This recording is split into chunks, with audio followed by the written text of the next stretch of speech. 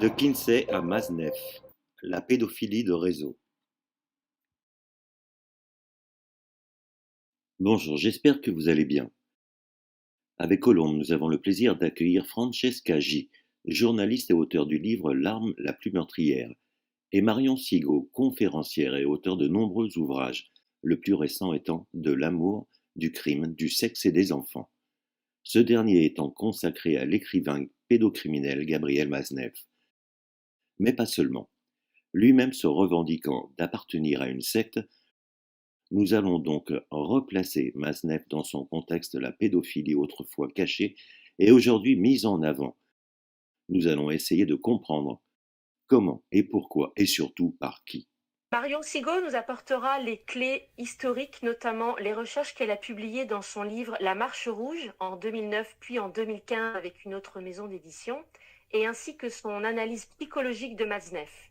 Et Francesca J., qui est sortie de l'emprise de Gabriel Masneff, expliquera comment et pourquoi on l'a empêchée de publier un livre où elle le dénonçait, qui est intitulé Le Crocodile, 14 ans avant celui de Vanessa Springora, Le Consentement. Marion, pouvez-vous vous présenter et nous parler de vos recherches sur le premier réseau pédophile que vous avez découvert sous l'Ancien Régime? Alors bonjour, je m'appelle Marion Sigaud, je suis née en 1950, je suis sur ce combat depuis maintenant une bonne trentaine d'années. J'ai découvert en m'installant à la campagne, alors j'ai écrit un certain nombre de livres, j'ai commencé il y a longtemps à écrire des livres, j'ai écrit beaucoup sur des sujets à la fois personnels et un peu internationaux, si je peux me permettre, puisque j'ai beaucoup travaillé sur Israël et la Palestine, également sur l'immigration des Juifs russes en Israël. Enfin, ce sont des sujets qui n'ont aucun rapport avec le sujet d'aujourd'hui. Mais en 1995, je me suis installée à la campagne et à peine arrivée à la campagne où j'avais décidé de vivre et pour passer le restant de mes jours, j'ai découvert la réalité des réseaux pédocriminels. J'ai été épouvantée de ce que j'ai découvert. Je n'ai pas compris pourquoi ça me tombait dessus. J'ai pris ça comme un coup du destin parce que j'ai été tranquille, j'étais heureuse, j'étais vraiment bien et j'avais pas besoin de me lancer dans un combat comme ça. Et j'ai senti que c'était un combat parce que j'ai bien vu que c'était des atrocités qui étaient cachées, scellées et couvertes par des gens ignobles, abominables et extrêmement dangereux. Donc, quand j'ai compris que j'étais impuissante à faire quelque chose, j'ai décidé d'aller chercher, de faire un travail intellectuel, de faire un travail de recherche pour voir. Alors, j'ai toujours été passionnée d'histoire par intérêt personnel. J'ai toujours lu des livres d'histoire, beaucoup de livres d'histoire et que des livres d'histoire. Donc, j'ai décidé de regarder dans l'histoire s'il y avait des signes de ce genre d'atrocité. Parce que les crimes contre les enfants, la façon dont on nous les a présentés au début, la façon dont on les a découverts, on a eu l'impression que c'était une nouveauté. Je me suis dit, ça m'étonnerait. Ça m'étonnerait. Donc, j'ai commencé à courir les bibliothèques et en courant les bibliothèques, j'ai découvert un certain Gabriel Masneff. J'ai été tellement horrifiée de ce que j'ai découvert que j'ai décidé d'approfondir, d'aller plus avant et de reprendre des études d'histoire. J'ai compris que c'est dans l'histoire que j'allais trouver la réponse. Alors d'une part, en faisant de l'histoire, on risque pas de se trouver devant la 17e chambre. Hein. Si j'accuse Voltaire, il n'y en a pas de chercher. Donc en faisant de l'histoire, on simplifie particulièrement les choses, mais surtout, on donne un recul et une profondeur qui permet, en expliquant le passé, de comprendre le présent. Et moi, ce que j'ai découvert en histoire, alors c'est ce que je vais vous raconter, c'est absolument étonnant, je veux dire, c'est confondant. J'ai traîné, j'ai étudié pendant des heures et des jours aux archives de l'assistance publique. Personne avant moi n'avait regardé ces registres et ces documents de la façon dont je l'ai fait. C'est incroyable, c'est incroyable. Ces archives existent depuis 250 ans et personne ne les avait ouvertes quand je les ai ouvertes. Alors, je vais vous raconter ce que j'ai découvert. Alors, en histoire, en 1652, la France relevait d'une guerre civile qui s'appelle la Fronde. Et le roi Louis XIV, qui était jeune et inexpérimenté, accepta de confier à une coterie de magistrats prompts à la rébellion, parce que la Fronde, à l'origine, c'était une révolte de magistrats contre l'autorité royale. Donc le roi a accepté de confier, à la fin de la guerre civile, à ces magistrats la destinée de milliers de miséreux qui hantaient les villes et les campagnes, et dont les magistrats en question prétendaient qu'eux avaient une solution.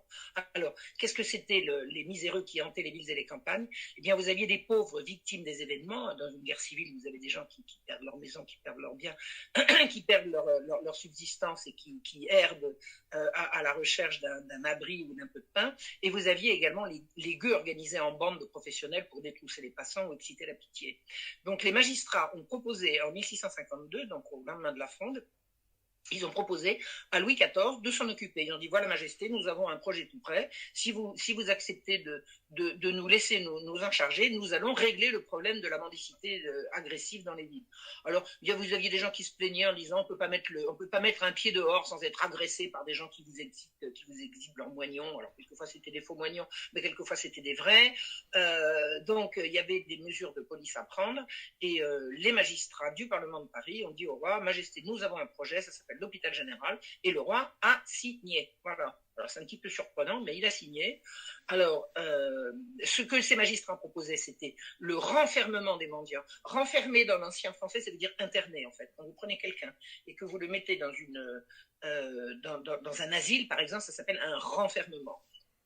Donc, il proposait de renfermer les mendiants, et en fait, c'était pas seulement les mendiants, c'est tous les pauvres qui se trouvaient hors d'état de se soutenir.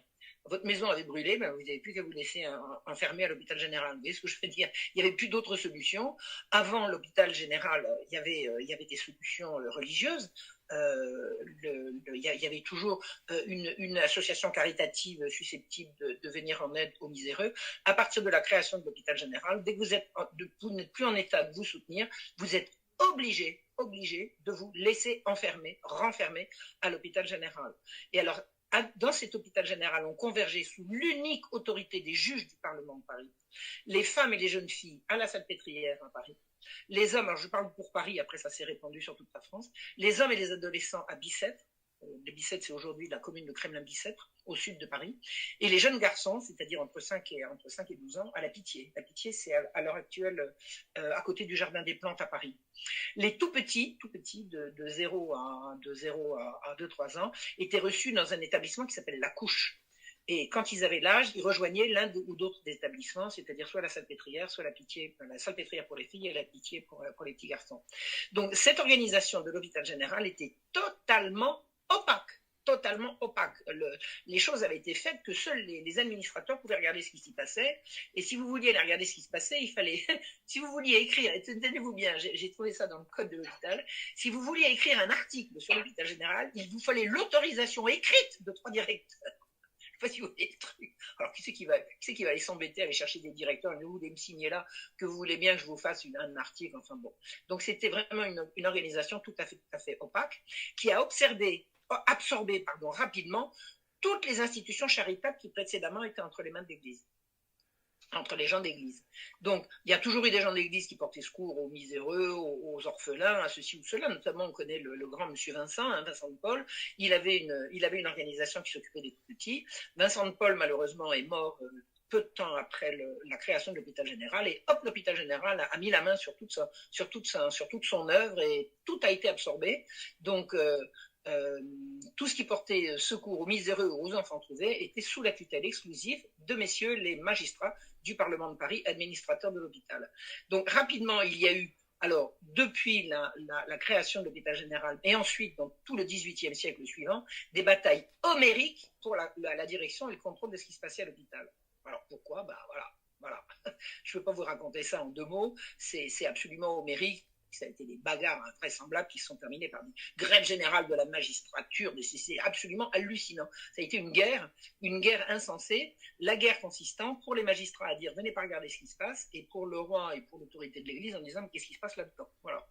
Et on ne le saura pas. Il faudra que Marion Sigaud passe 250 ans plus tard pour découvrir ce qui se passe. Bon, alors moi, en étudiant ça, en regardant ça, j'ai eu un fort soupçon qu'il y ait des affaires de mœurs dans l'hôpital général, qui justifiait que les magistrats ne veuillent pas qu'on aille y voir. Mais c'est juste un soupçon. J'ai dit, je vais aller voir. J'ai l'impression que ça ressemble à ça quand même. Donc, je suis allé étudier avec la plus grande minutie les registres d'entrée et de sortie, d'admission et de sortie, des femmes, des enfants, des petites filles, des petites filles, des petits garçons et des messieurs, enfin, sur les... Alors, je n'ai pas étudié les registres particulièrement à Bicêtre, parce que je ne pouvais pas tout faire, mais j'ai fait la Salpêtrière et la Pitié. Et j'ai fait également la couche. Enfin, j'ai vraiment fait avec un tableur, entrée, sortie, date, nom, prénom, donneur d'ordre. Enfin, j'ai vraiment fait des fiches extraordinaires. Et, mais des milliers, je crois, j'ai dû prendre 2000 noms. Et qu'est-ce qui m'est apparu? Eh bien, sans l'ombre d'un doute possible, l'institution abritait un gigantesque trafic d'enfants. Un trafic d'enfants absolument énorme. C'était des enfants qui entraient dans l'institution pour y trouver du secours et qui, au bout de quelques mois, quelques années, mais souvent quelques mois, ressortaient et ne revenaient jamais. Et ils allaient où? Mystère et boule de gomme. Quand ils allaient chez quelqu'un, c'était marqué où? Quand ils allaient à l'hôpital, par exemple, à l'hôtel-dieu pour se faire soigner, c'était entré à l'hôtel-dieu le temps, revenu le temps. Quand ils mouraient, c'était marqué mort le temps. Si un parent les reprenait, ils avaient été repris par le... Là, ils disent, ils sortent et ils ne reviennent pas. Et il y en a qui sortent, qui reviennent, qui ressortent, qui reviennent, qui ressortent et qui ne reviennent plus. Mais c'est évident que c'était un trafic d'enfants. C'est évident que c'était un trafic d'enfants. Alors si quelqu'un a une autre hypothèse, je suis preneuse, mais ça va, j'ai assez étudié le truc. En plus de ça, on sait très bien qu'il y avait un goût du tendron à l'époque. Alors, il faut savoir que là, il y avait une prostitution qui était encadrée. La prostitution existait. Ce qu'on demandait aux prostituées, c'est de ne pas faire de scandale. À partir du moment où elles faisaient ça discrètement, il n'y avait pas de scandale. Prendre le plus l'âge d'un enfant, c'était un scandale. C'était même passible de la peine de mort. Donc, il était impensable pour un amateur de petits-enfants d'aller au bordel et de dire « moi, je voudrais une petite fille ou un petit garçon ». Impensable. Par contre, à l'hôpital, vous pouviez. Si vous voyez ce que je veux dire. C'est évident que c'est comme ça que ça se passait. C'est comme ça que ça se passait. Alors, il y avait toute une littérature, ce qu'on appelle le siècle des Lumières, c'est également le siècle du libertinage. Il y a toute une littérature qui valorise que les petites filles et les petits garçons, c'est plus propre, c'est plus mignon, et puis pourquoi pas, et puis j'aime ça, et puis j'en ai besoin. Il y a même un auteur des Lumières qui a dit, moi, quand j'ai besoin d'écrire pour être inspiré, ben, j'ai besoin que un coup avant, et puis une petite fille, un petit garçon, ça me va, quoi. Voilà. Bon. Donc, ils n'allaient pas chercher ça au bordel, ils allaient où? Ils allaient où? Ben, on a compris. On a compris.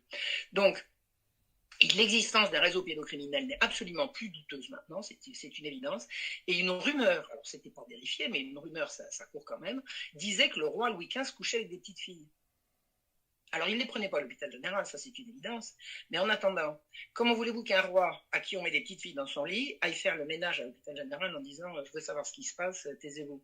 Il est bien évident que les magistrats le tenaient. Donc les magistrats ont fait ce qu'ils ont voulu.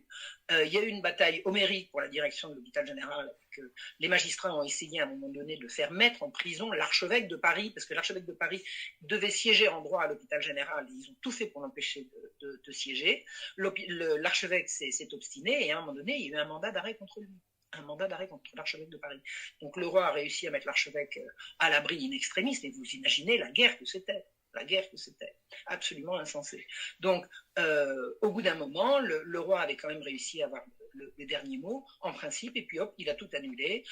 L'archevêque est parti regarder ailleurs, et les messieurs du Parlement ont repris leurs bonnes habitudes à l'hôpital général, comme si de rien n'était. Qu'est-ce qui s'était passé? Il est évident qu'il tenait le roi. Le roi a dit, bon, bah d'accord, vous dites rien pour... vous dites rien pour les donzelles. Vous savez, on a l'habitude de croire que sous l'Ancien Régime, les filles étaient matures beaucoup plus jeunes qu'aujourd'hui, et que moi j'ai un jour quelqu'un qui m'a dit, mon prof d'histoire nous a dit, aujourd'hui à 20 ans, ça aurait été avant la Révolution, vous auriez déjà eu 3 ou 4 gosses. Bon ben, avant la Révolution, à 20 ans, on était à peine pubère, parce qu'on était pubère à 15 ans révolu quelquefois 16.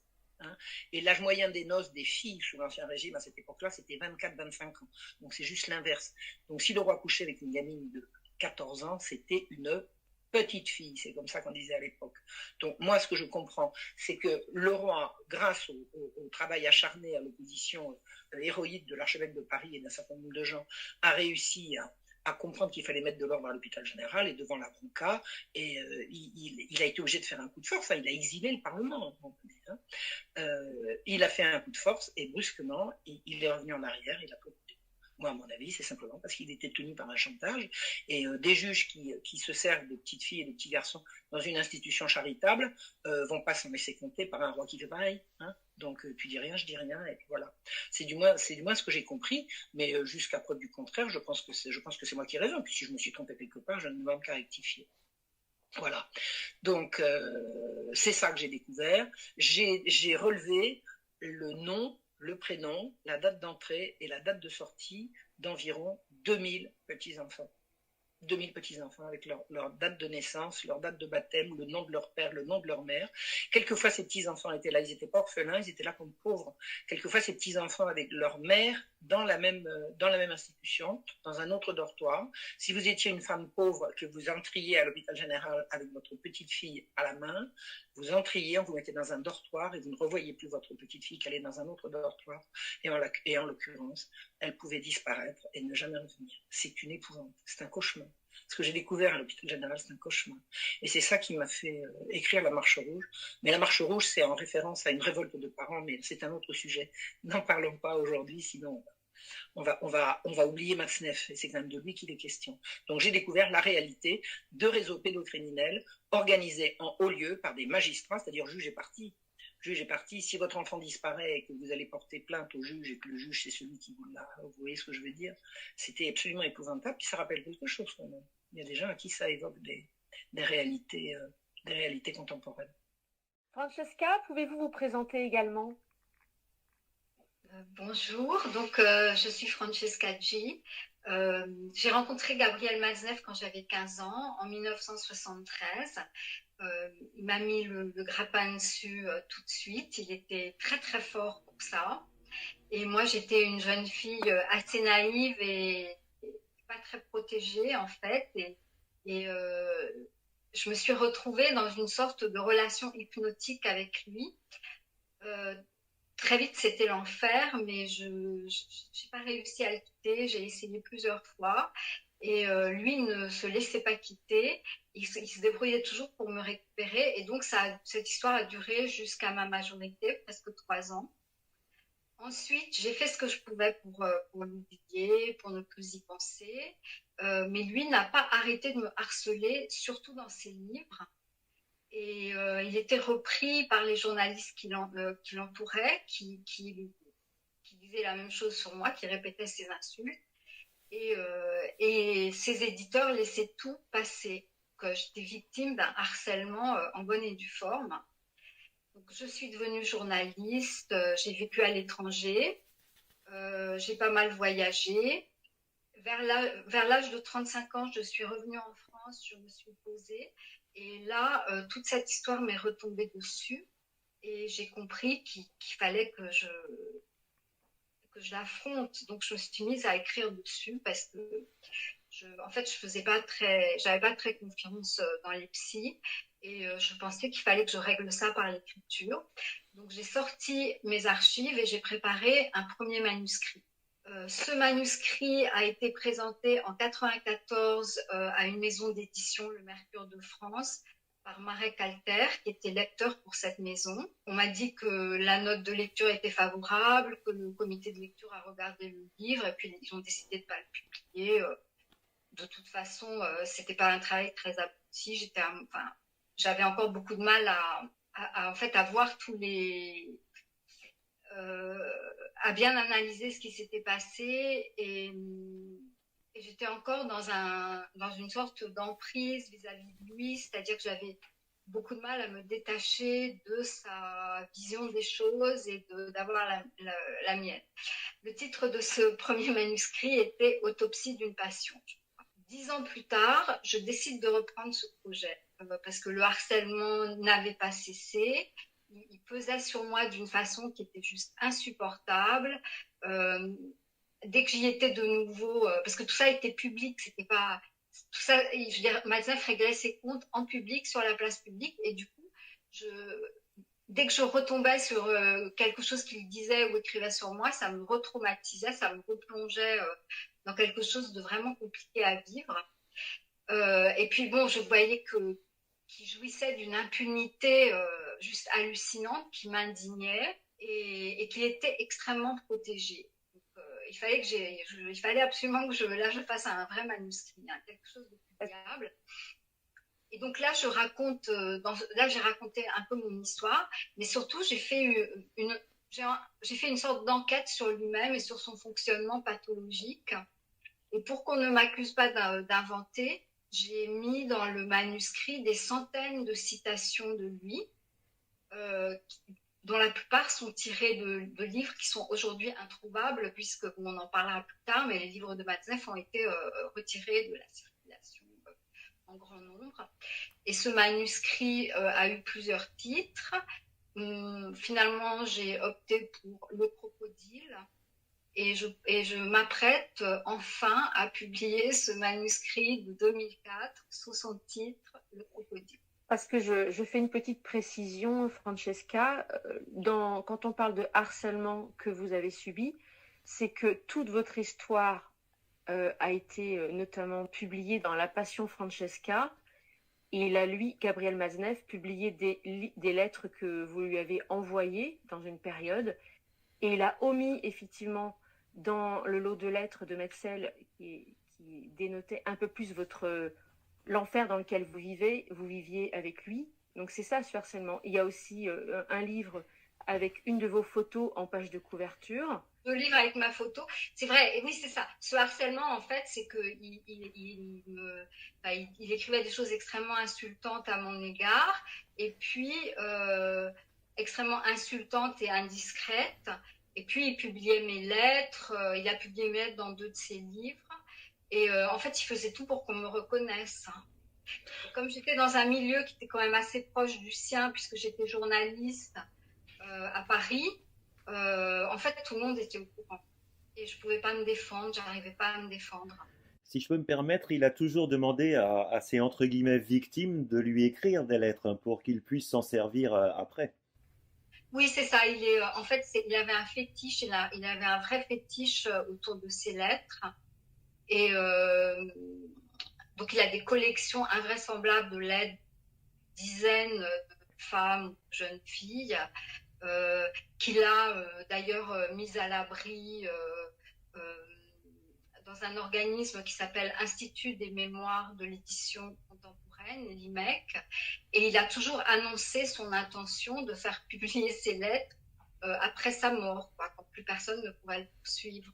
Alors, là, je pense que ça va être un peu compliqué, mais c'était bien son intention, c'était de tout publier. Parce qu'en 2002, c'est ça la date clé. Quand Gabriel Maznev vous recontacte pour vous donner pour la première fois, vous demander pour la première fois l'autorisation de publier votre photo pour un de ses livres qui lui est consacré, vous êtes étonné parce que d'habitude, il se passe largement de l'autorisation de ses anciennes victimes. Il en prend les largesses, mais comme là, c'était un livre qui était édité en Belgique, j'imagine que voilà, l'éditeur a dû prendre toutes les précautions d'usage. Oui, c'est ça. À Paris, ils se gênaient pas. Oui, c'est ça. Et à Paris, les éditeurs ne se gênaient pas. Ils étaient absolument complices de ce harcèlement. Enfin, il n'y en a aucun qui ait refusé. Maznev a eu un certain nombre d'éditeurs. Les principaux étaient Gallimard et La Table Ronde, qui est de toute façon une filiale de Gallimard. Et mais il y en a eu d'autres et aucun n'a jamais vu de problème à publier ce genre de prose, quoi. Et donc à cette occasion, vous en profitez pour lui demander un rendez-vous pour une bonne fois pour toutes lui demander de cesser de publier des choses concernant votre histoire, votre vie. Et c'est la dernière fois que vous le voyez, c'était en 2002. Oui, c'est ça. Et après ça, donc, je sais pas, je ne travaillais plus. J'ai eu une période où j'ai cessé de travailler. Je venais de me marier, j'avais le temps, j'étais fâchée. Donc, je me suis mise à écrire et j'ai produit donc ce nouveau manuscrit intitulé Le Crocodile. Parce que Marion, vous avez cette vision-là de cette pédophilie qui, avant mai 68, était complètement cachée et l'omerta, et il y a eu un avant et un après mai 68. Oui. Et vous avez décortiqué tout ça quand vous avez rencontré Julie Fleischmann, qui a travaillé sur Alfred Kinsey, si vous pouvez nous en parler. Oui. À la fin des années 40 et au début des années 50 est paru aux États-Unis un double rapport qui se voulait scientifique sur la sexualité humaine. C'est la première fois qu'on allait parler du sexe en des termes non pas moraux ou religieux, mais en des termes scientifiques. Et le premier rapport sur la sexualité des hommes et le second sur la sexualité des femmes. Donc l'auteur, c'était Alfred Kinsey, entomologiste américain à l'université de l'Indiana, financé par l'Institut Rockefeller et qui a rendu public le fruit de ce qu'il disait être une approche scientifique des comportements sexuels humains. Donc vous avez l'Institut Rockefeller qui finance, Kinsey qui fait le travail et ensuite qui balance à la terre entière. Voilà le résultat d'une étude véritablement scientifique sur les comportements sexuels américain, en fait, américain. L'étude était américano-américaine. Ce rapport a traumatisé l'Amérique, qui a découvert que ce qu'elle croyait être des comportements déviants et à la marge, comme l'homosexualité, l'adultère, l'avortement, la prostitution, la masturbation, etc., était en fait l'affaire de tout le monde, et que si on voulait appliquer la loi dans sa rigueur, parce que les lois américaines étaient très, très rigoureuses concernant la moralité publique, si on voulait appliquer la loi, il faudrait mettre plus de moitié des Américains en prison. Et c'était l'argument de Kinsey.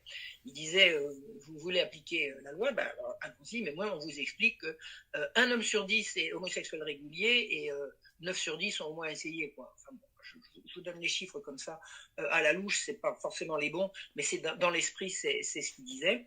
Donc, il a présenté aux Américains une image d'eux-mêmes qui les a complètement traumatisés. Et la révolution sexuelle qui s'ensuivit a bouleversé le monde occidental. Et mai 68, c'est le moment où ce rapport Kinsey est arrivé en France. Donc la révolution sexuelle est arrivée en France en mai 68, et c'est là que ça s'est joué. Et moi, en mai 68, j'avais 18 ans. 17 ans, 18 ans dans la foulée. Donc, la préconisation la plus importante de Kinsey, alors, il vous fait un rapport, il dit voilà quelle est la réalité. Maintenant, moi, grand scientifique, une fois que vous avez la réalité, je vais vous préconiser mes solutions. Bon. Il dit la préconisation la plus importante de Kinsey concerne les enfants, dont il a assuré, preuve scientifique à l'appui, c'est toujours scientifique avec Kinsey, que les enfants étaient sexuels dès leur naissance. Et il a assuré que les enfants avaient le droit à leur liberté sexuelle, et que les seuls dommages qu'ils subissaient s'ils avaient des relations sexuelles avec des adultes, c'était l'hystérie de leurs crétins de parents qui les provoquait. C'est-à-dire que si les mères étaient moins, alors c'est du Matzneff ça, si les mères étaient moins hystériques, si les mères étaient moins odieuses, si les pères étaient moins jaloux de la sexualité de leurs enfants, un enfant qui couche avec un adulte, après il va se sentir très bien, fermer le banc, circuler, il n'y a rien à voir. Et ça c'est du Kinsey. C'est-à-dire que la pédophilie, maintenant c'est pas grave. C'est pas grave. Alors, tout le monde fait tout, vous ne le saviez pas. Les enfants sont sexuels dès la naissance, et la pédophilie, ça ne peut pas être un crime, puisque tout ce qui est sexuel, c'est bien. Tout ce qui est sexuel, c'est bien. Or, il est avéré aujourd'hui, et le doute n'est plus du tout permis, et on le sait grâce aux travaux de l'admirable Judith Reisman, malheureusement décédée aujourd'hui, mais que j'ai bien connu, qui est devenu mon ami, il est avéré, et le doute n'est absolument pas permis à ce sujet, que Kinsey était rien moins que scientifique dans ses rapports. C'était un bon scientifique concernant les guêpes, concernant la sexualité humaine, c'était avant tout un pervers, un menteur, un manipulateur, un partouzeur, une horreur, et un manipulateur payé par Rockefeller et soutenu par la CIA pour renverser la morale publique. Et renverser la morale publique, ça consiste à livrer les femmes et les enfants sans défense aux prédateurs. Donc la révolution sexuelle, ça a eu pour but de... Alors, l'influence de Kinsey a été telle que le code pénal a été révisé. Vous imaginez ? On sort un livre et le code pénal est révisé à la baisse. C'est-à-dire, ça c'était un crime, non, ça passe. Ça c'était un crime, non, ça passe. Ça c'était un crime, ça sera un délit. C'était un délit, bon, bah non, ça passe. C'est absolument hallucinant. Tout a été, et alors le nombre de crimes sexuels a explosé. Moi je me souviens en mai 68, on disait, mais plus il y aura de liberté sexuelle, moins il y aura de crimes sexuels. Pourquoi ? Parce que les crimes, c'est la frustration, et que quand les gens seront moins frustrés parce qu'ils auront plus l'occasion de faire ce qu'ils veulent quand ils veulent, il y aura moins de crimes. C'est juste l'inverse qui s'est passé. Il n'y a jamais eu autant de violences sexuelles. Mais jamais, jamais. C'est incommensurable. Les violences, les viols, ça a été une explosion d'horreur.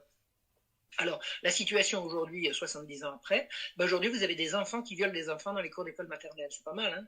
Alors, j'ai entendu dire il y a 1 an et demi qu'une petite fille avait été 2 fois victime d'une tournante dans la cour de son école, une tournante par des petits garçons. Et là, la semaine dernière, une petite fille victime d'une tournante par 2 autres petites filles à l'école maternelle. Alors, on va arrêter là.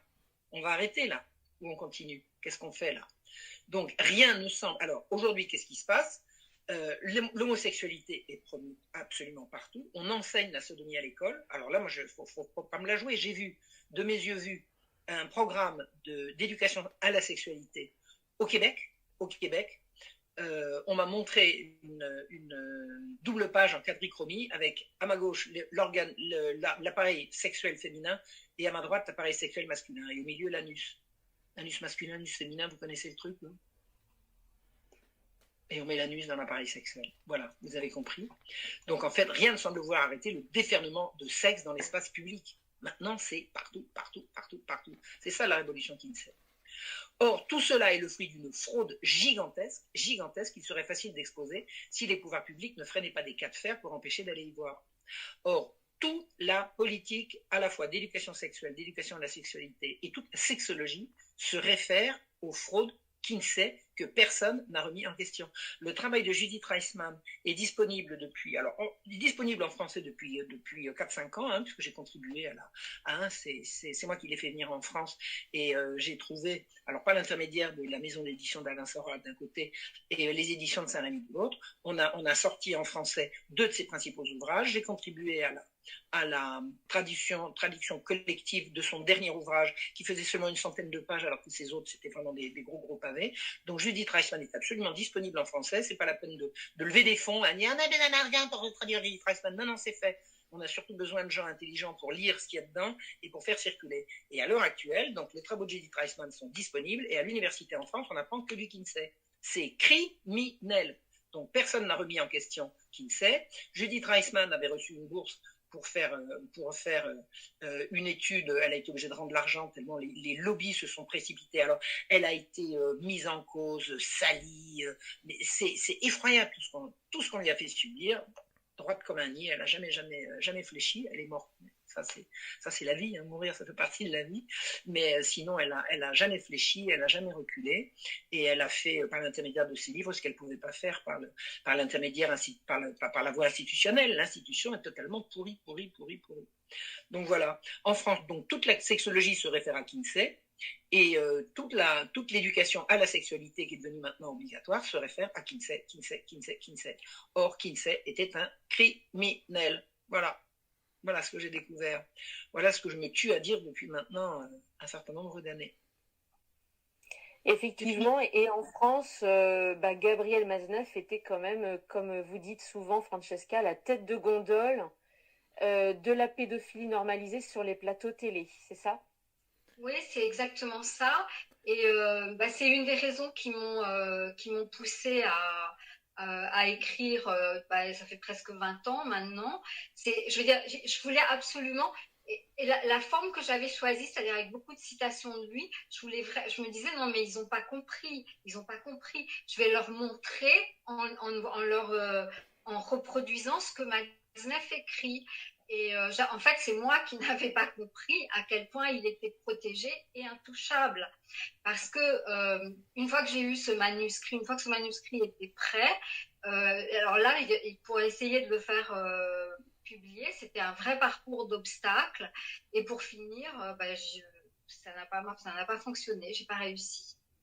Justement, est-ce que vous pouvez aller un peu plus en détail sur les démarches que vous avez effectuées pour vous faire éditer, notamment la Succession, Albin Michel, les éditions du Seuil. Enfin voilà, vous avez quand même fait beaucoup de démarches sur plusieurs années, ces démarches-là. Ça s'est passé sur 6 mois, en fait, la première moitié de 2004. Parce que alors, pour commencer, j'ai eu l'idée de contacter Pierre Lassus, un monsieur qui dirigeait une association de protection de l'enfance. Et lui avait publiquement attaqué Maznev. Et notamment, il avait empêché l'Académie française de lui décerner son Grand Prix du roman, ce qui était le projet en 2000. Donc, pour moi, c'était quelqu'un de fiable. Donc, je lui ai confié mon manuscrit et il l'a transmis à Albin Michel, qui était son éditeur à lui. Et là, le directeur littéraire, Thierry Pfister, voulait le publier, mais il s'est heurté au clan des protecteurs de Maznev. Ensuite, j'étais quand même très mortifiée parce que je pensais que ça allait se faire et puis en fait, ça ne se faisait pas. J'ai commencé à l'envoyer moi-même à d'autres éditeurs.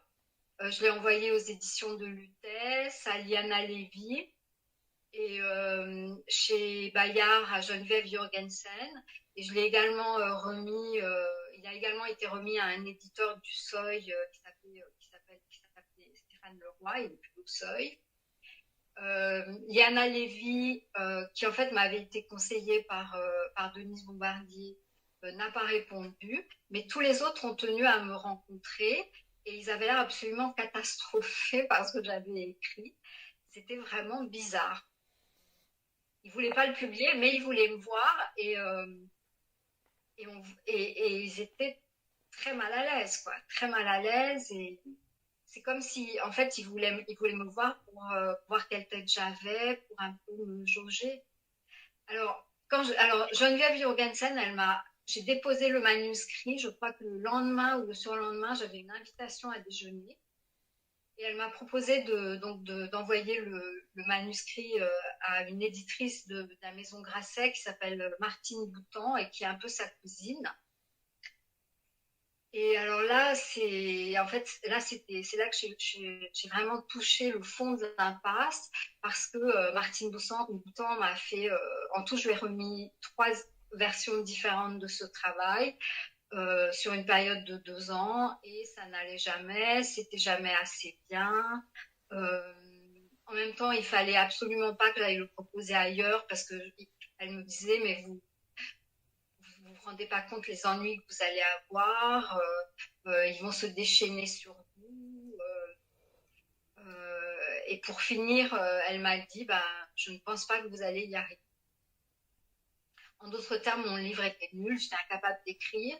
Et c'est pour ça qu'aujourd'hui, je tiens à le publier, même s'il est un peu dépassé par certains aspects, parce que pour que les gens puissent juger sur pièce et voir vraiment quel était le problème, si c'était un problème de moi qui était incapable d'écrire.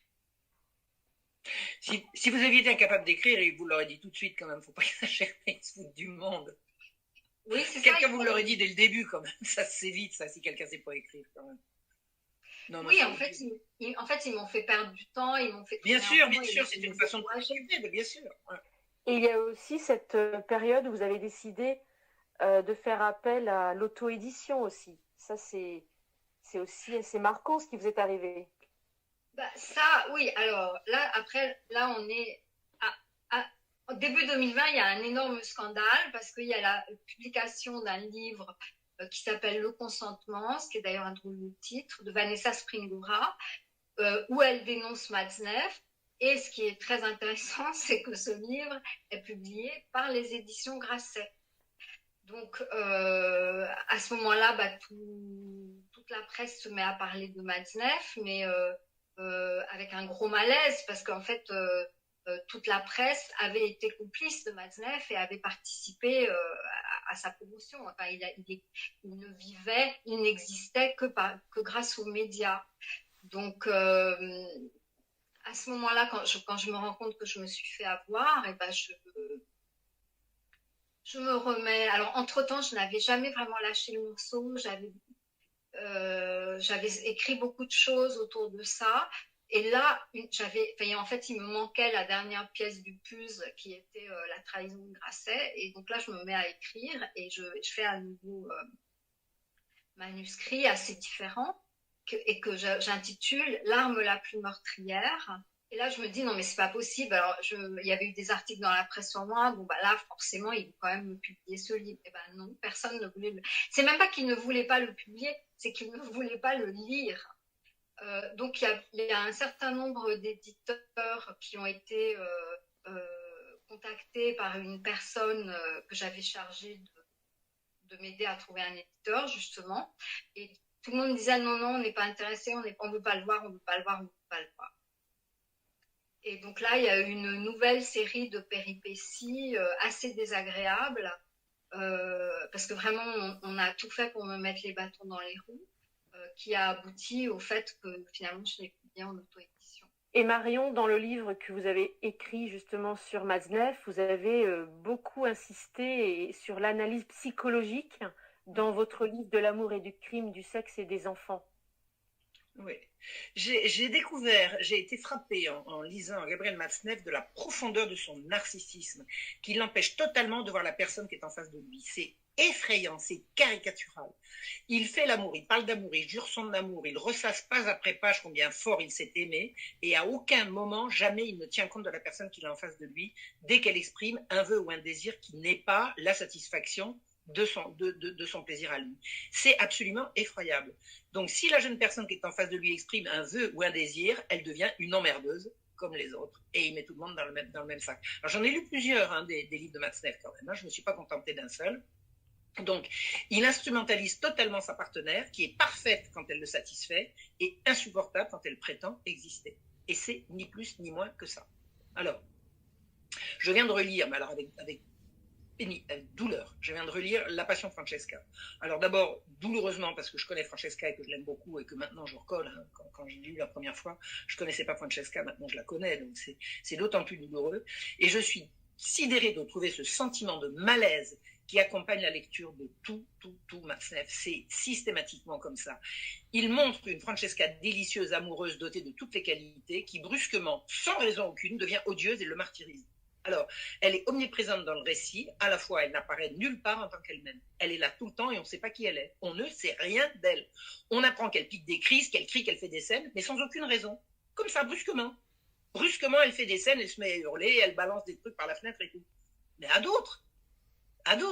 Il est bien évident qu'il est tellement centré sur son exigence de jouissance permanente qu'il réduit sa jeune partenaire à l'état d'objet prié de n'avoir pas d'autre désir que ceux qu'il a lui. Point barre.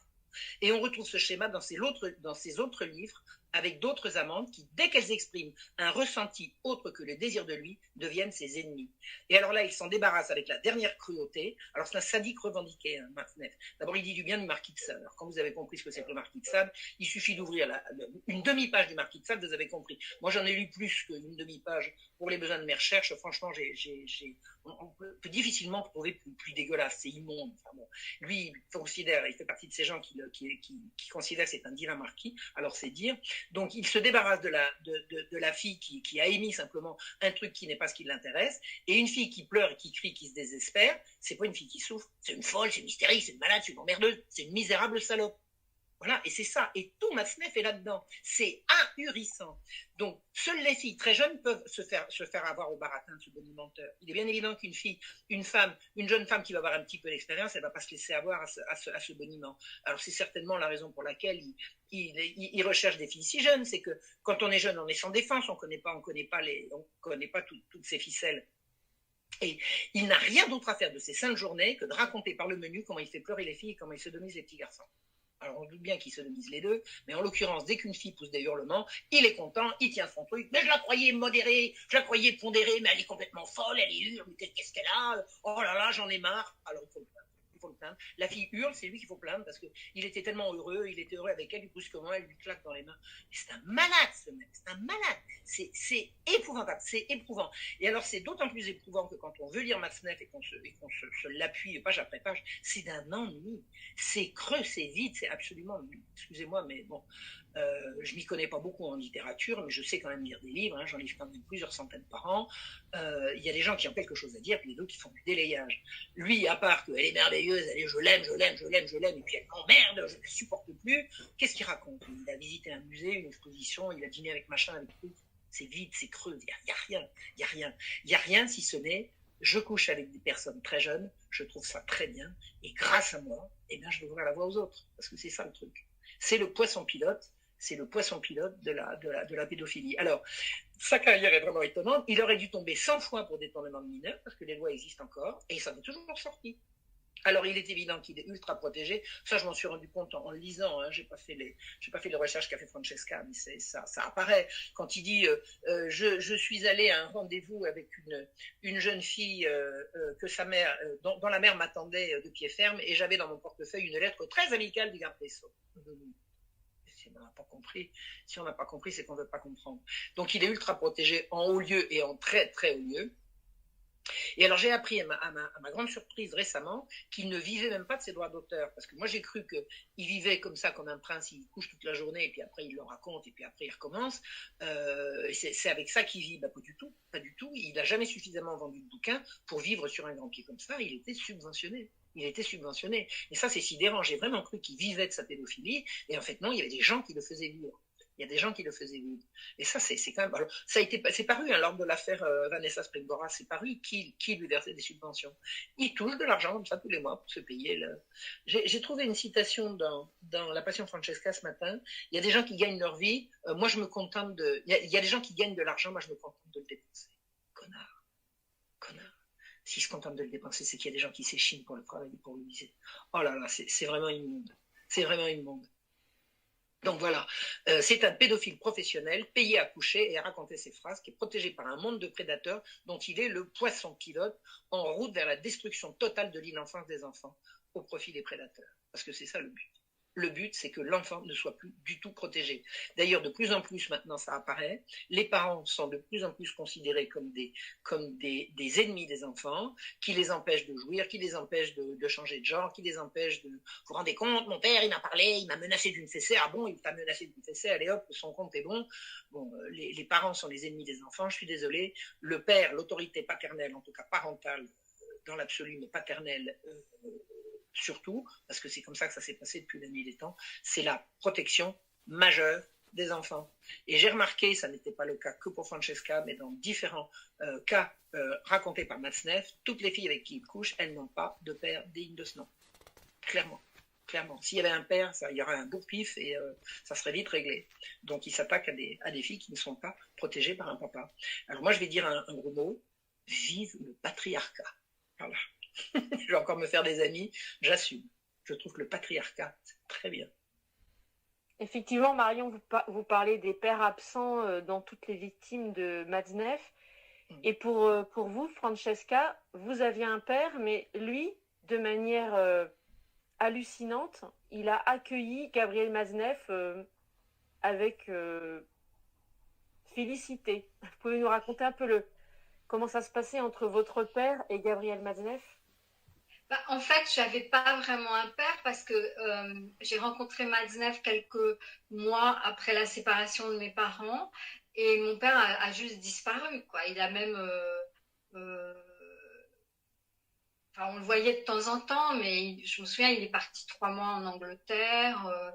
Et puis j'étais très fâchée contre lui, justement, parce qu'il avait trompé ma mère, enfin, à cause de la séparation, c'était mal passé. Et donc, moi, j'étais très fâchée contre lui, de toute façon.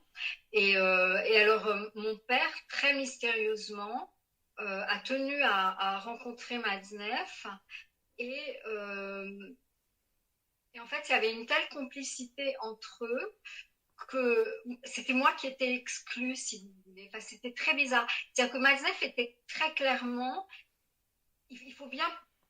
C'est très important de tenir compte des générations. On ne peut pas mélanger les générations impunément. C'est pas vrai qu'un enfant va être sur le même pied, sur le même plan qu'un adulte. C'est juste un mensonge. Et donc moi, j'étais soumise à l'autorité de mon père, mais Matzneff était sur le même plan parce que de la même génération que mon père. Donc, il y avait c'était un truc, c'était incestuel, comme on dit aujourd'hui. C'est-à-dire il se présentait à la fois comme l'amant et le père, et celui à qui je devais obéir, qui décidait à ma place. Et effectivement, pour moi, c'est resté très mystérieux, cette entente entre ces deux hommes qui avaient à peu près le même âge, et le fait que mon père n'ait jamais jugé bon de me protéger.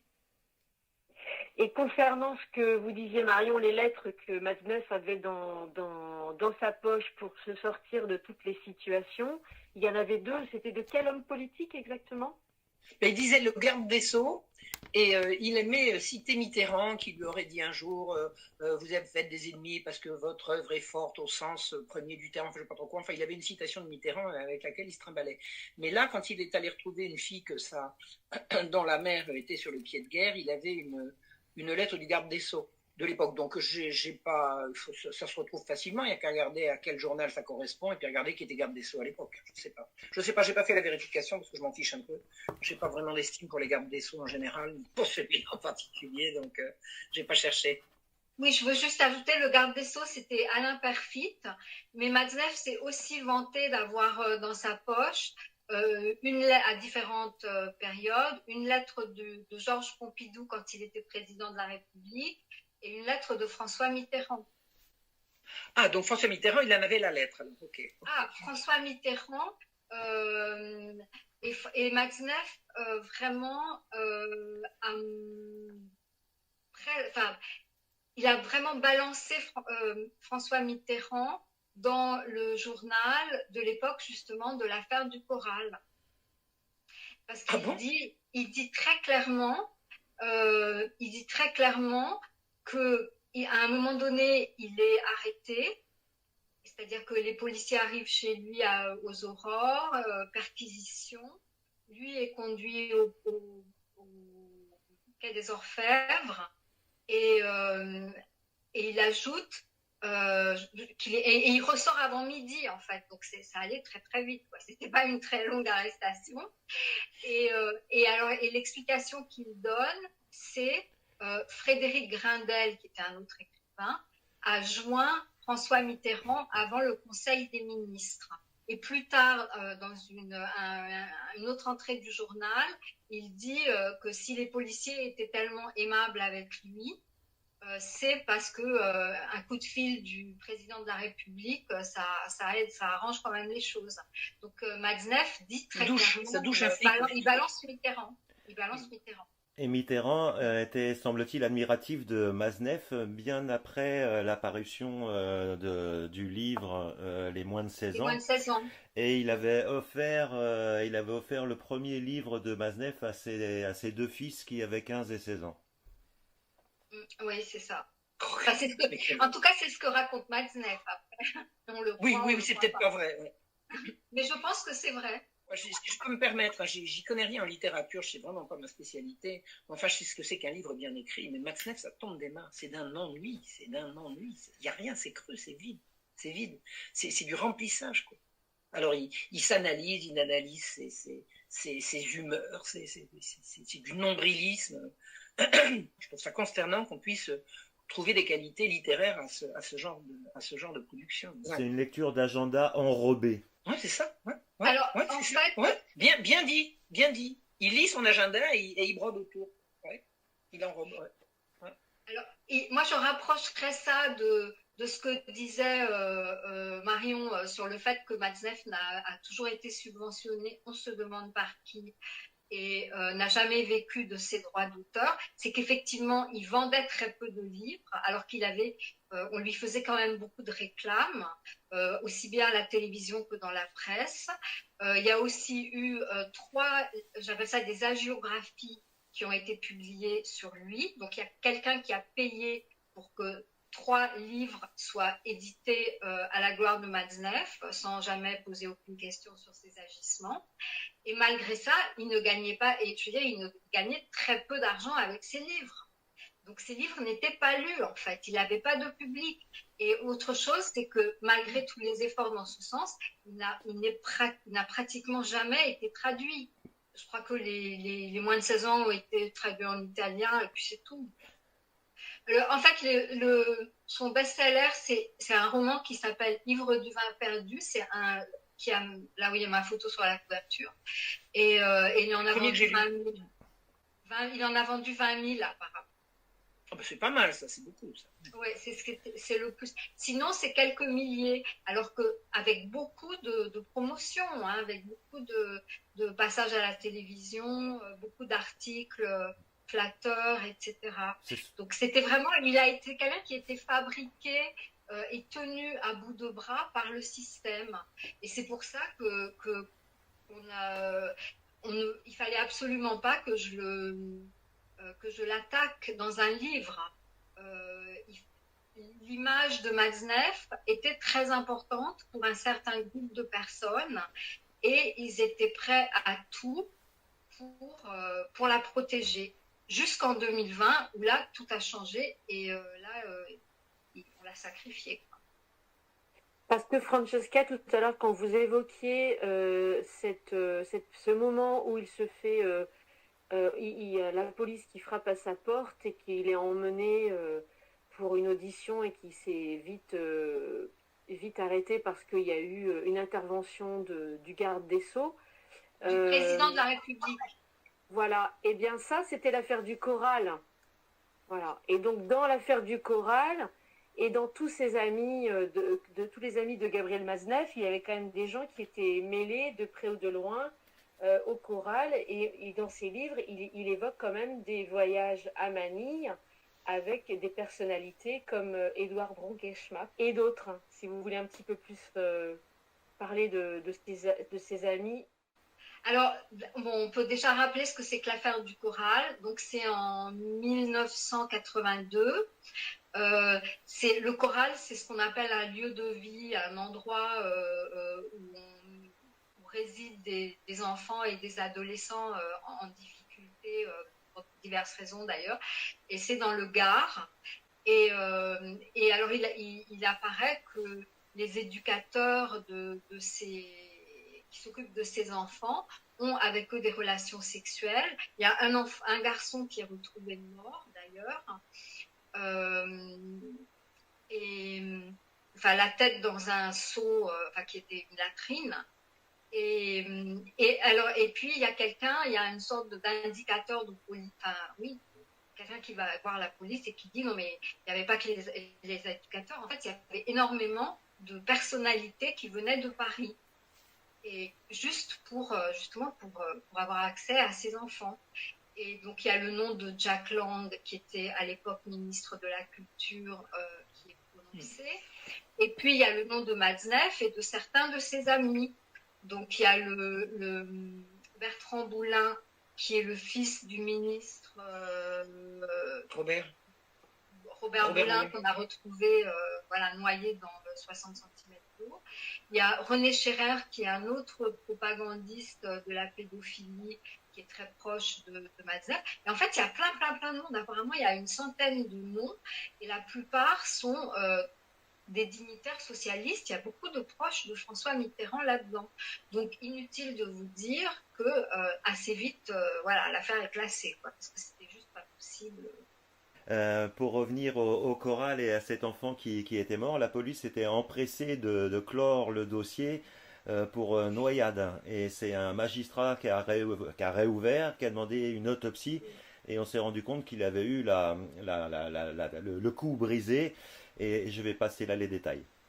Oui, il y a vraiment des aspects extrêmement sordides des deux septennats de François Mitterrand. En tout cas, Matzneff, alors le seul qui a été inculpé, je crois que c'est Scherrer, mais il a été...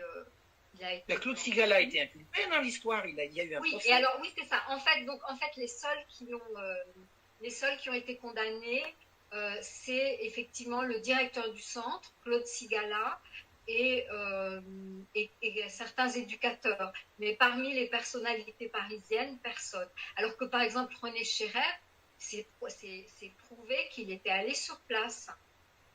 Bertrand Boulin, c'est prouvé qu'il avait envoyé des enfants, qu'il y avait eu des déplacements d'enfants sous sa responsabilité entre Paris et le choral. Mais bon, tout ça, c'est une histoire qui reste extrêmement mystérieuse. Ce qui est hallucinant, c'est qu'après, quelques années après, il y a un film qui a été fait pour redorer le blason de Sigala et de ce lieu de vie qui existe encore. Et je l'ai vu, ce film, et je l'ai même quelque part dans mes tablettes, je l'ai enregistré. Mais on s'en souvient encore dans le Gard. Quand j'ai fait un jour une conférence dans le Gard, on m'a dit, mais vous savez qu'il y avait un lieu de vie ici, j'ai à faire du choral. Il me dit, vous connaissez? J'ai dit, oui, je connais, et tout le monde connaissait. Hein. À Émargues, de mémoire. Et je me souviens que Matzneff était indigné que son nom puisse être assimilé à des gens qui vont se taper des handicapés, alors que lui, il couche avec les plus belles jeunes filles du monde, et qu'on puisse imaginer qu'il allait se taper un handicapé. Alors là, c'est difficile. Et dans sa défense, il dit également qu'il n'aime pas la campagne. Ça, c'est un argument. Vous ne voudriez pas qu'il aille coucher à la campagne alors qu'il peut faire ça dans un grenier à Saint-Germain. À croire que les trottoirs de Manille sont plus propres que la campagne. Enfin bon. Ça doit être ça.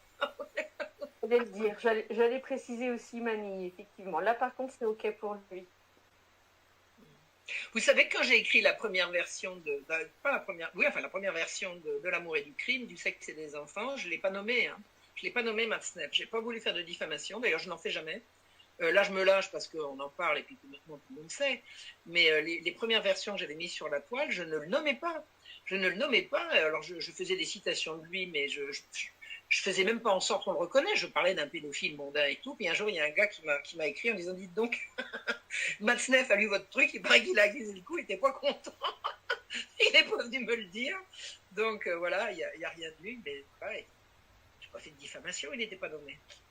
Effectivement. Et tout à l'heure, Marion, quand vous parliez des travaux d'Alfred Kinsey, toutes ces horreurs, c'est bien aussi d'expliquer ce qui en a découlé maintenant dans notre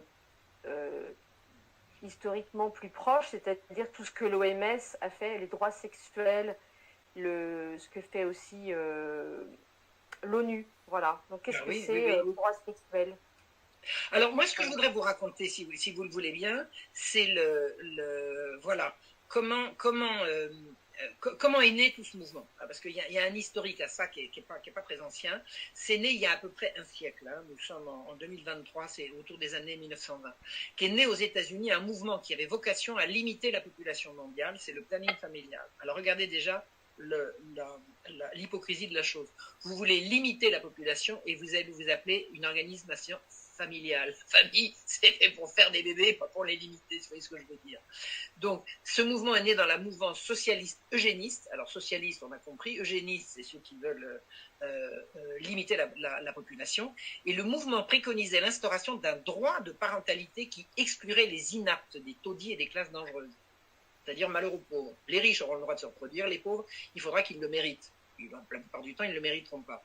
Donc, c'est l'IPPF, International Planned Parenthood Federation, la fédération des plannings familiales, qui a promu la contraception libre et gratuite, l'avortement tous azimuts, et même l'infanticide, en continuant de tromper le public en se disant familial.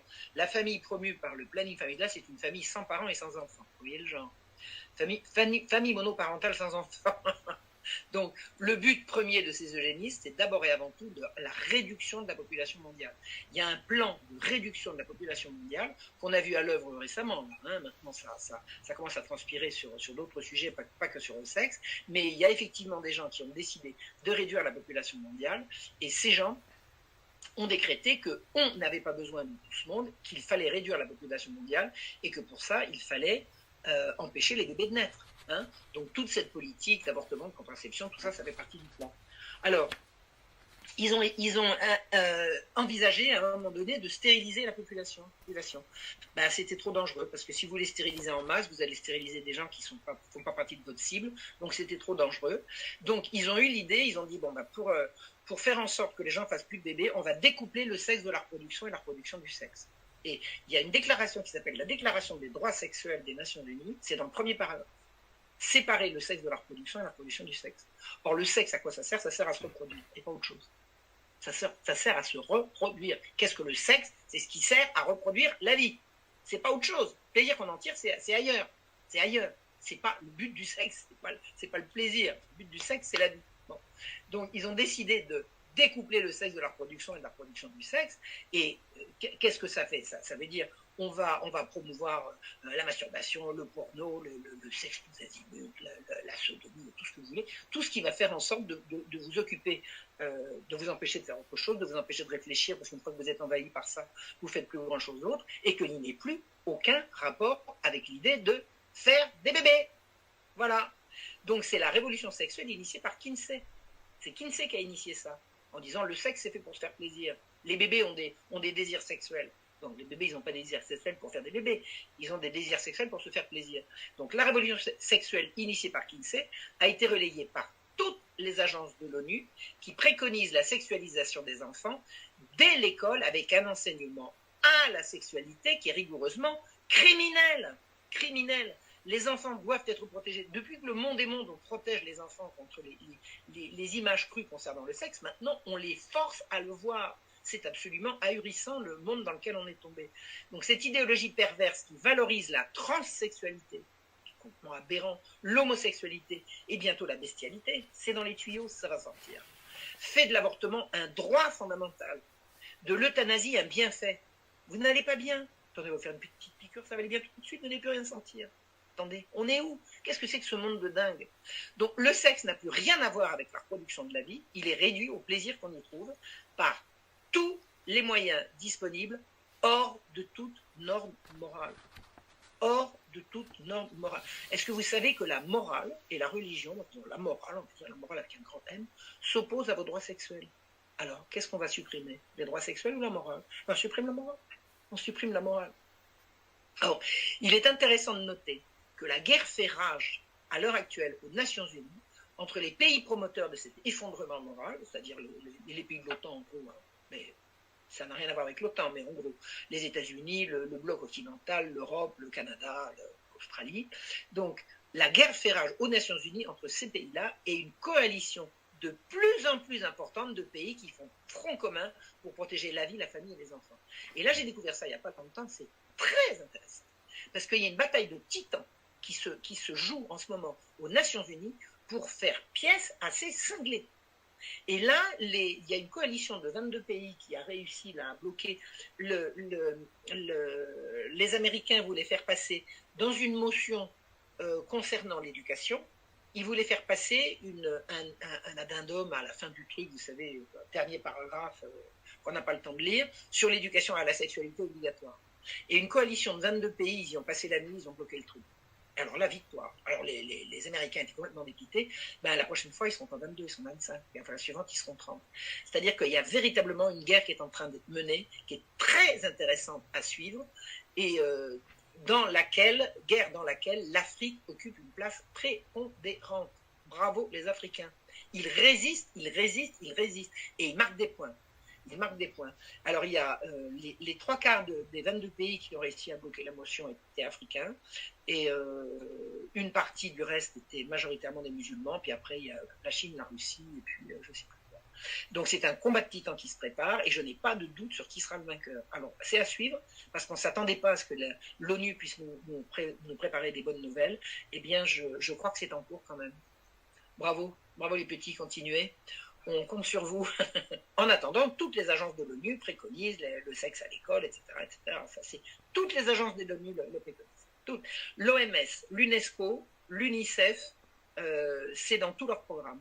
Apprendre le sexe aux enfants, apprendre le sexe aux enfants, apprendre le sexe aux enfants. Francesca, tout à l'heure, vous aviez évoqué qu'à la sortie du livre Springora, il semblerait que Maznef ait été entre guillemets lâché par ses protecteurs. Par contre, à l'édition de votre livre, il y a quand même des faits assez marquants. La FNAC, le nombre de livres qui a été... Ah oui. Bah, déjà, je voudrais rebondir sur ce que vient de dire Marion. Il y a d'autres développements assez récents. C'est tout ce qu'on a appris grâce à l'affaire Epstein aux États-Unis. Qui en France, on a commencé à en parler l'été 2019, donc quelques mois, 4 ou 5 mois avant justement l'affaire Matzneff, quand Epstein a été arrêté justement alors qu'il rentrait de Paris aux États-Unis. Et ce que nous a montré cette affaire, c'est qu'en fait la pédophilie, ou disons la prostitution des mineurs, parce qu'on est face à un réseau de prostitution avec des sortes de maisons de pause et ainsi de suite, est instrumentalisée par les réseaux de pouvoir, parce que toutes les personnes qui sont impliquées dans le réseau Epstein, c'est des gens de pouvoir. Alors ils appartiennent principalement, il y a le milieu politique, il y a le milieu médiatique qui est très important, il y a tout ce qui tourne autour de la justice, et puis il y a les mondains, les aristocrates, enfin voilà, ces gens-là. Et en fait, ce que ça montre, c'est que cette prostitution des enfants et des adolescents, c'est l'arme de chantage ultime. Et étant donné qu'on n'a pas eu l'affaire Epstein en France, mais que ça m'étonnerait beaucoup qu'il ne se soit rien passé, je pense que là aussi, on va finir par découvrir des choses. Et ce qui est sûr, c'est que Matzneff était au courant de beaucoup de choses, sans vouloir m'avancer plus avant. Après, moi, ce que j'ai cru comprendre, alors je ne peux pas citer de source là malheureusement, mais ce que j'ai cru comprendre, c'est que la France est un des pays les pires en la matière. Ouais. La France est un des pays les pires, c'est-à-dire les moins fiables en termes de lutte contre la pédocriminalité. C'est une horreur. C'est une horreur. C'est-à-dire que ce qu'on risque de trouver en France, quand vous entrez dans une association qui va lutter contre la pédocriminalité, c'est qu'elle a été déjà infiltrée par les pédophiles depuis des années et que c'est eux qui la dirigent. Enfin, je veux dire, ne se fie à personne. Ne se fie à personne. C'est terrible, terrible. La situation de la France, je crois que c'est terrible. Oui, bah d'ailleurs, ça, on pourra en reparler si vous voulez à la fin. On peut dire deux mots euh, des deux instructions qui ont été ouvertes contre Matzneff en 2020. Mais bon, avant ça, je vais revenir à la publication à toutes les difficultés que j'ai eues à publier ce livre, L'arme la plus meurtrière. Euh, donc, donc j'ai dit qu'aucun éditeur ne voulait ne serait-ce qu'y jeter un coup d'œil, sauf un éditeur qui faisait partie du même groupe que la Maison Grasset, à savoir le groupe Hachette, qui est l'un des plus gros groupes d'édition du monde et qui contrôle absolument toute la filière du livre en France. Enfin, je veux dire, depuis l'édition, le choix de ce qui va sortir, la distribution, l'impression, jusqu'à la commercialisation, puisqu'ils ont aussi un réseau de points de vente, enfin tout ce qu'il y a dans les gares, là, je sais pas comment ça s'appelle, les collets, voilà. Et donc, et qui est absolument incontournable et auquel les autres éditeurs ne peuvent pas résister, parce qu'un éditeur qui s'opposerait, ou un libraire, enfin n'importe quel acteur de la filière du livre qui s'opposerait à Hachette, aurait de gros ennuis, on l'empêcherait de travailler, on trouverait un moyen de l'empêcher de travailler. Alors qu'est-ce qui s'est passé dans mon cas? Bon, alors je finis par décider par me débrouiller pour faire une auto-édition. Et j'avais choisi comme date la diffusion d'un documentaire de France 2 auquel j'ai participé, qui est Qui ne dit mot ne consent pas de Karine Dufour. Sauf que la diffusion de ce documentaire a été avancée presque sans prévenir. J'avais très peu de temps pour me retourner. Donc, je me dépêche de faire imprimer le livre et je signe un contrat avec une entreprise de distribution qui s'appelle Pollen Diffpop. Alors, je tiens à donner leur nom parce que vu le rôle qu'ils ont joué, donc je fais livrer au distributeur à peu près 1000 exemplaires et tout de suite, je vois que la FNAC en prend 900. Alors évidemment, je suis ravie, je me dis, ah bon, bah, c'est génial, mon livre va être dans toutes les FNAC de France. Sauf que pas du tout, parce que la FNAC commande le livre et le laisse dans les entrepôts. Et pendant ce temps, les autres librairies qui, elles, voulaient vraiment commercialiser le livre, il n'y a presque plus rien pour les servir. C'est des criminels. Donc, le monde de l'édition, c'est quelque chose. Donc, le distributeur me dit, écoutez, il faut faire une seconde impression, parce qu'il y a beaucoup de demandes. Moi, je fais une seconde impression, sauf que ça prend quand même 2-3 semaines. Et le temps que la seconde impression soit disponible, plus aucun journaliste ne veut me parler. Enfin, visiblement, là aussi, il y a eu une intervention. Mais ça ne s'arrête pas là, parce que quelques mois plus tard, 3-4 mois plus tard, la FNAC, qui avait commandé à peu près 900 exemplaires, se met à les renvoyer aux distributeurs. Donc moi, je dois payer aux distributeurs 2 commissions, une commission aller, une commission retour, et mon livre ne se vend pas. Et c'est pas non plus le tout, parce que pendant que les livres étaient dans les entrepôts de la FNAC, la moitié d'entre eux deviennent défectueux. Alors je demande des explications. Je dis, mais défectueux comment? Pourquoi? Aucune réponse. Et donc, en plus, il faut payer le prix du pilonnage, quoi. Fabrication, envoi, commission aller, commission retour et pilonnage, j'ai eu droit à la totale. Eh bien, ma chère Francesca, bienvenue au club. Ça fait 30 ans que le monde de l'édition me maltraite. Bienvenue au club. C'est incroyable la façon dont on peut être traité par les éditeurs. Plutôt la façon dont certaines personnes, comme vous et moi, pouvons être traitées par les éditeurs.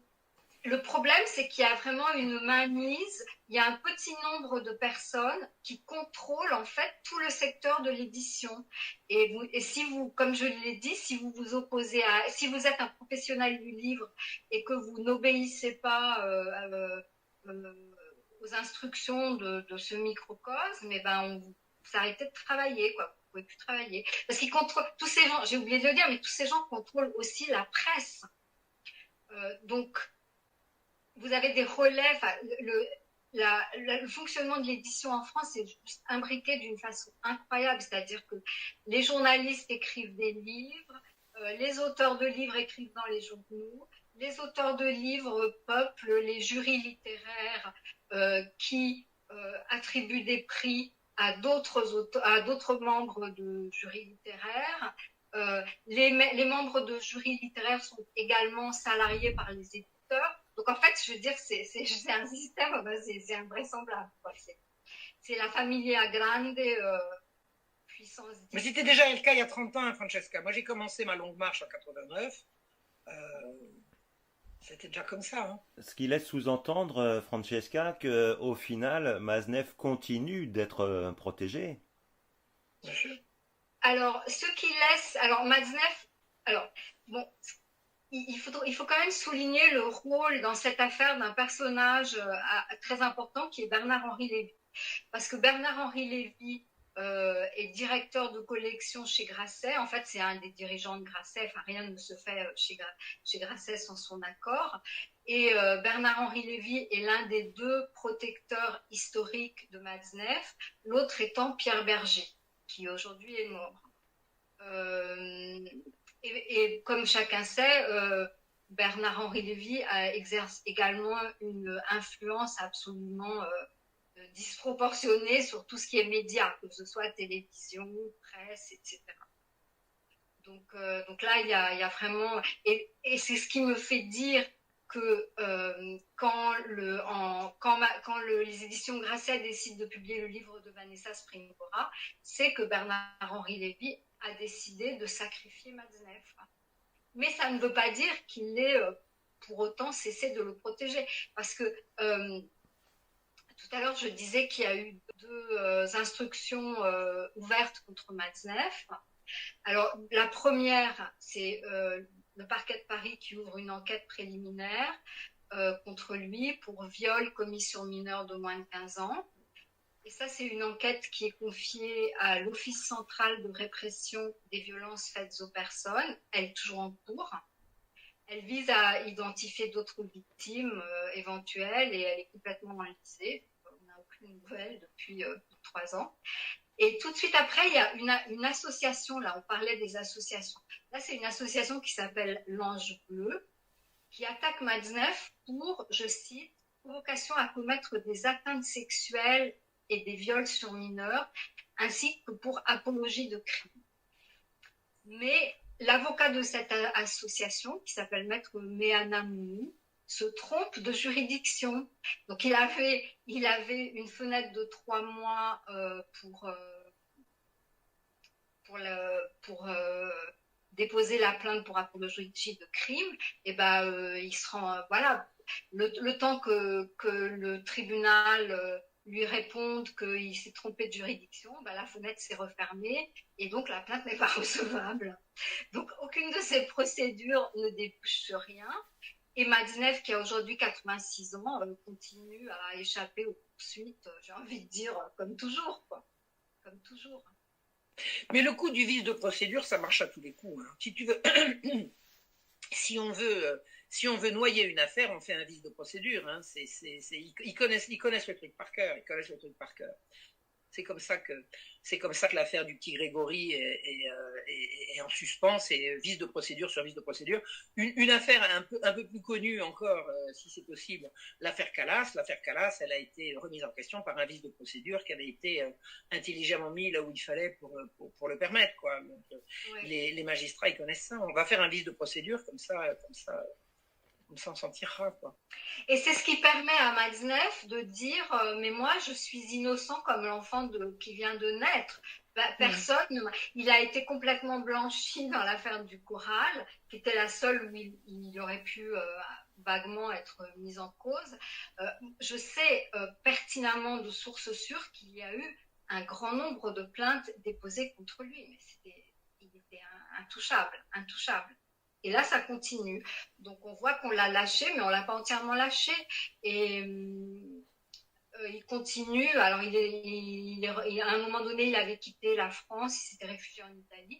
Il est rentré assez vite, et puis il continue sa petite vie comme avant. Dans les protections qu'il a eues, au sein même de la mairie de Paris, son ami, quand même, Christophe Girard, c'est pas parce qu'il a pas bénéficié, Gabriel Mazet, d'un logement ou de loyer payé par la mairie?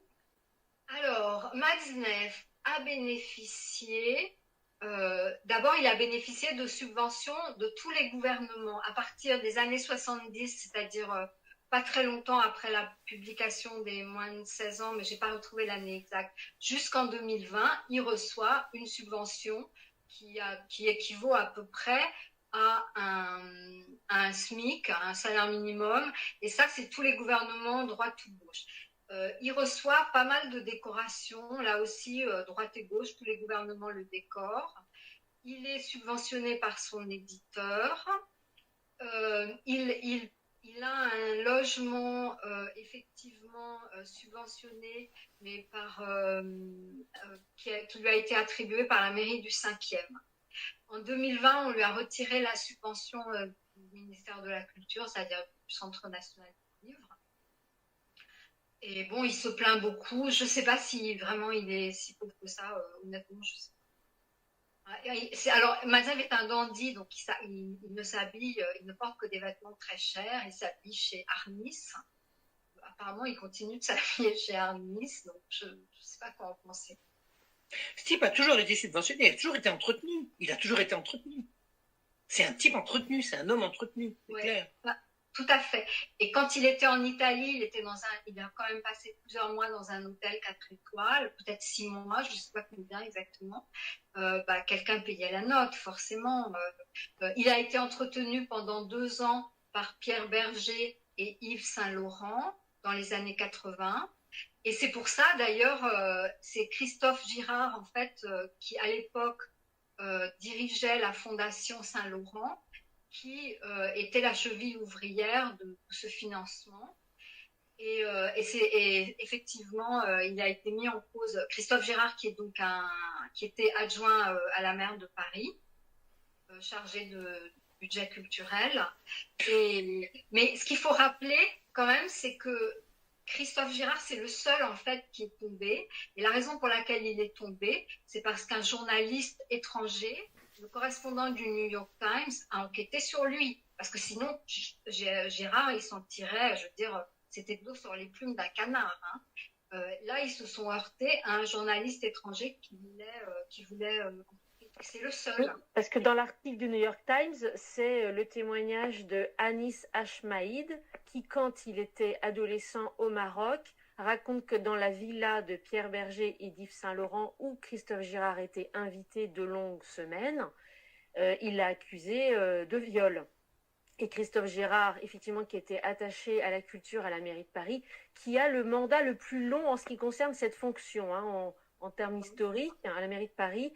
Il s'est quand même fait remarquer aussi, Christophe Girard, par le fait qu'il a lui-même proposé à la mairie de Paris une plaque hommage à Guy Hockenghem.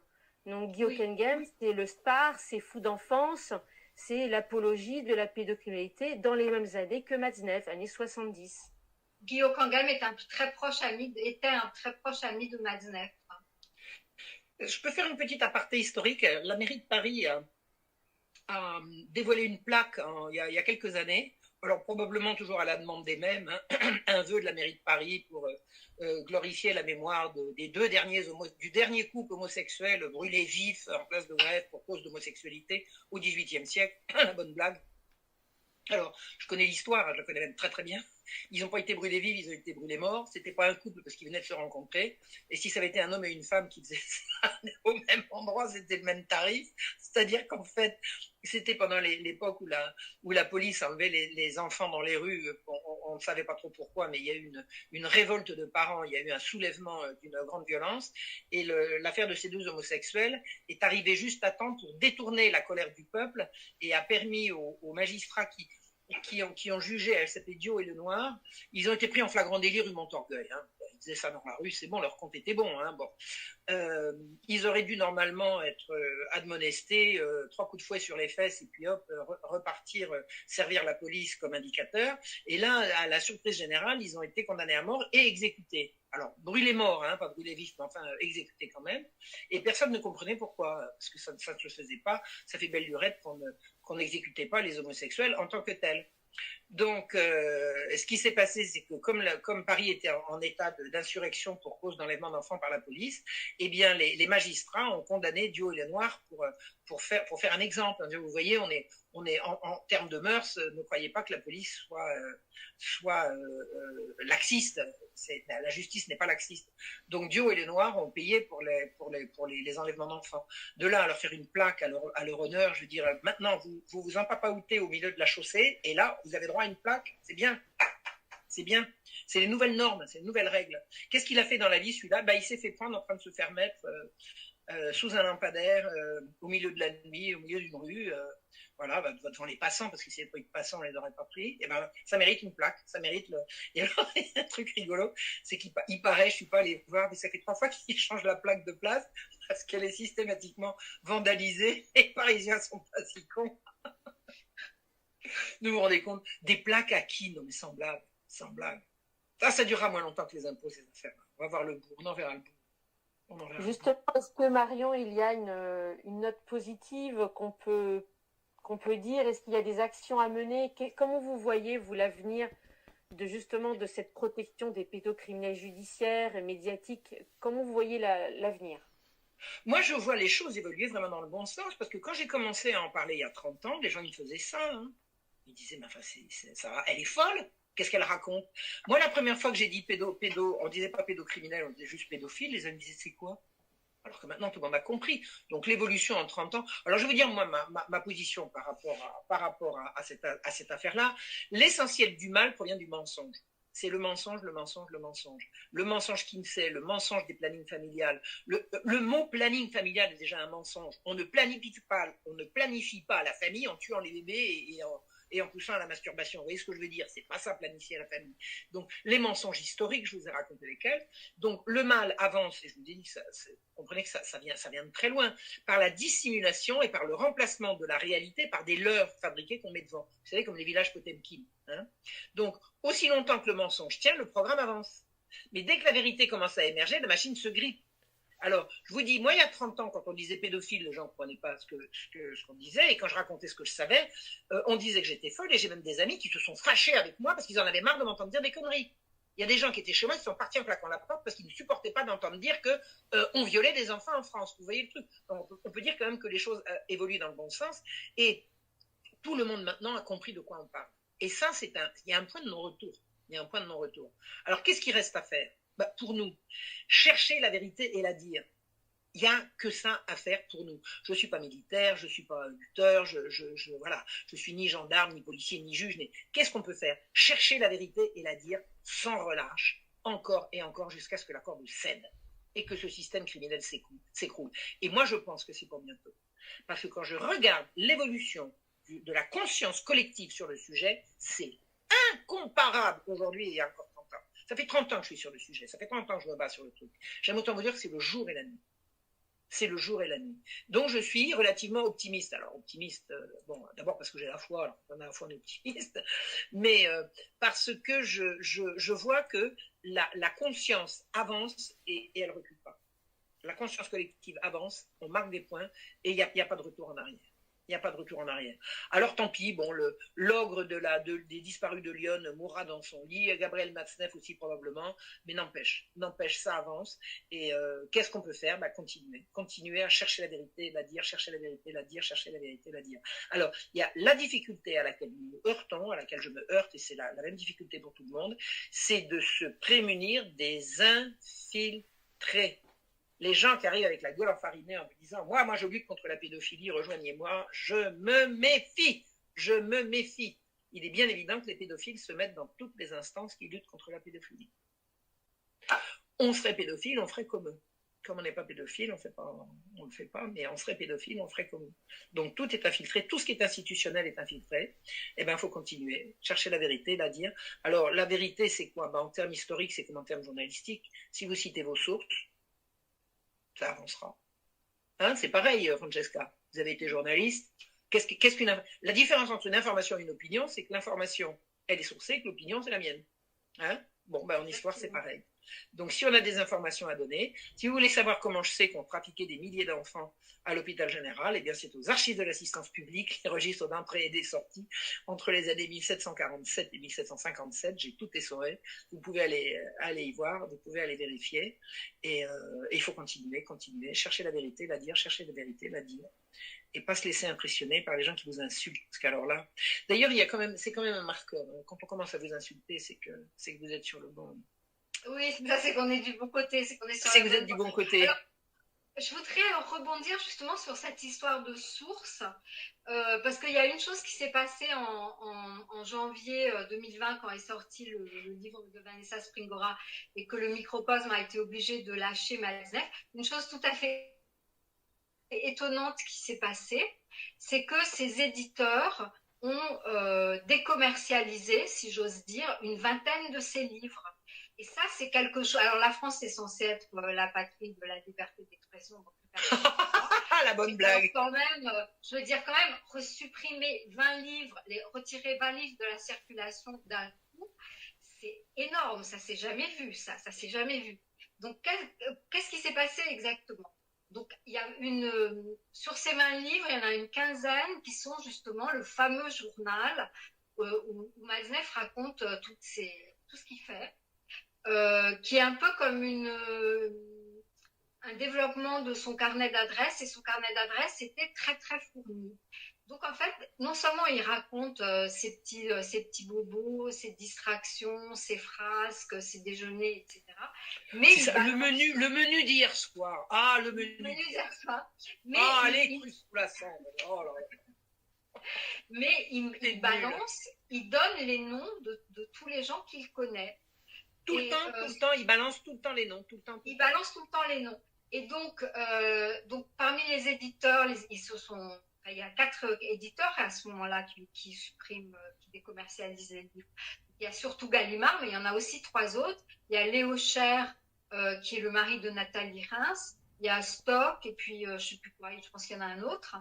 Et donc, le résultat, c'est que le journal de Matzneff devient absolument introuvable. Le journaliste du New York Times dont je vous parlais, comment est-ce qu'il a fait pour enquêter?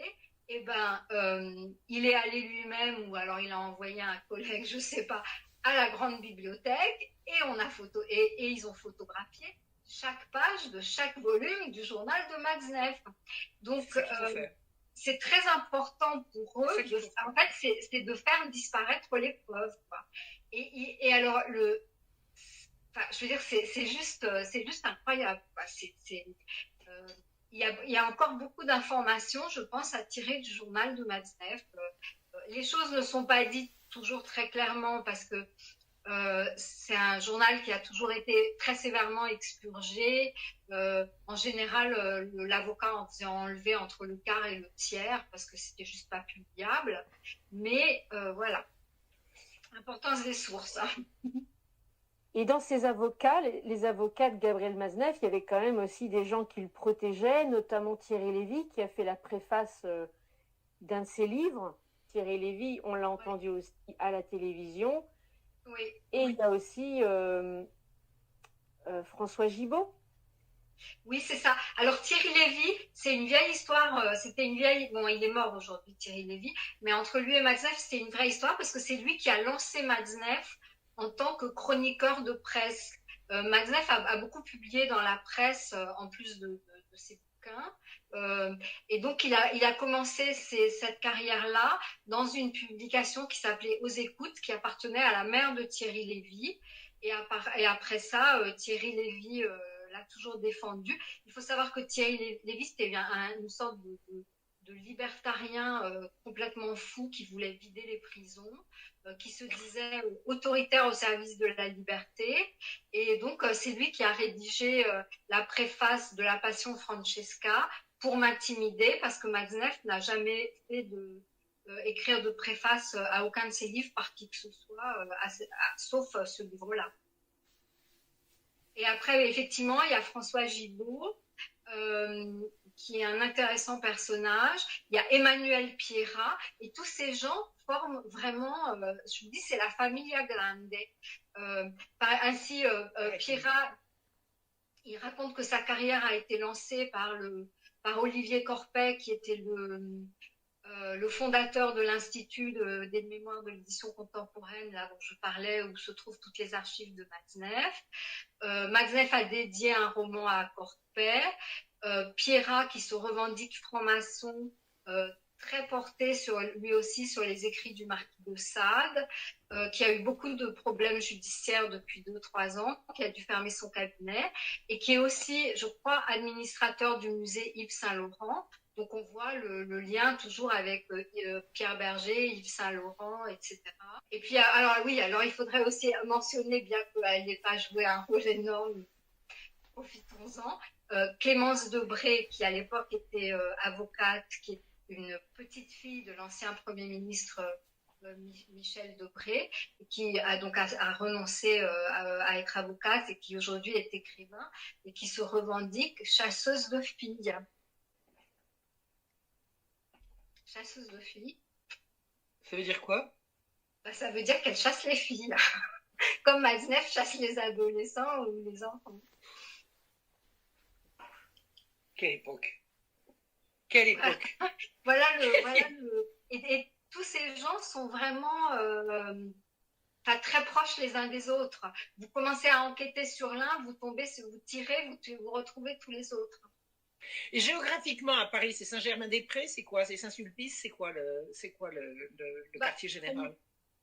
Pour moi, c'est le 7e arrondissement.